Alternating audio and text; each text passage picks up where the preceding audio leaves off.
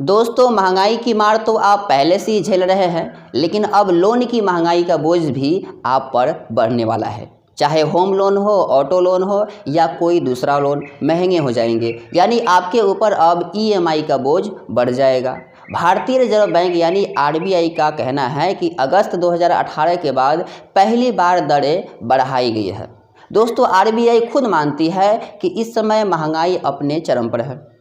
ऐसे समय में रेपो रेट बढ़ाने का फैसला लिया गया है आरबीआई की तरफ से, तो ईएमआई बढ़ेगा ही।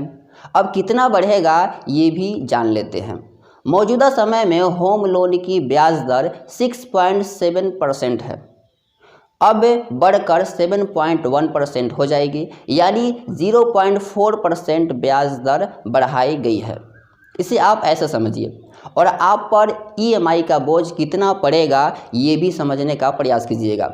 जैसे यदि आप 20 साल के लिए 30 लाख रुपए का होम लोन लेते हैं तो हर महीने आपको ईएमआई 718 रुपये अधिक देने होंगे। यानी आप जितना ईएमआई पहले दे रहे थे उसमें 718 रुपये ऐड कर लीजिए।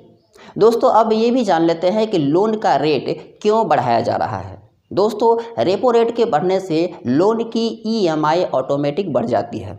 अब रेपो रेट क्या है समझिए। जिस प्रकार से हम अपनी ज़रूरतों के लिए बैंक से लोन लेते हैं, ठीक उसी तरह बैंक भी लोन लेती है। किससे लेती है? आरबीआई से। आरबीआई जिस रेट पर बैंकों को लोन देता है उस रेट को रेपो रेट कहा जाता है। यदि आरबीआई रेपो रेट बढ़ाता है तो बैंक भी अपने लोन में, चाहे होम लोन हो, कार लोन हो या पर्सनल लोन हो, सभी पर अपनी दरें बढ़ाती है। चूँकि 0.4% रेट बढ़ाई जाएगी, इसलिए अब लोन महंगा हो जाएगा। दोस्तों, कुछ दिन पहले खबर आई थी कि इंडोनेशिया से जो भारत सबसे अधिक पाम ऑयल खरीदती है वो महंगा होने वाला है, क्योंकि इंडोनेशिया ने अपने एक्सपोर्ट पर हेवी ड्यूटी लगा दिया है, तो वो भी महंगा हो जाएगा।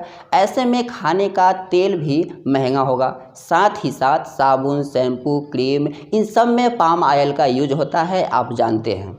ये सब महंगा हो जाएगा। डीजल, पेट्रोल, सीएनजी तो पहले से ही महंगा है। इस कारण ज़रूरत के सामान भी महंगे हो रहे हैं। ऐसे में आपके पास पैसे ना हो तो आप क्या करेंगे? ज़रूरत का सामान खरीदने के लिए लोन लेंगे ही। लेकिन अब लोन भी महंगा हो गया है, ऐसे में अब आप क्या करेंगे?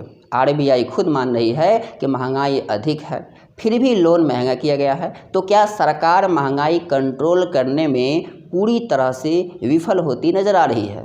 आपको क्या लगता है? हमें कमेंट करके ज़रूर बताइएगा, और चैनल को सब्सक्राइब करके बेल आइकन भी दबा दीजिएगा। Thank you.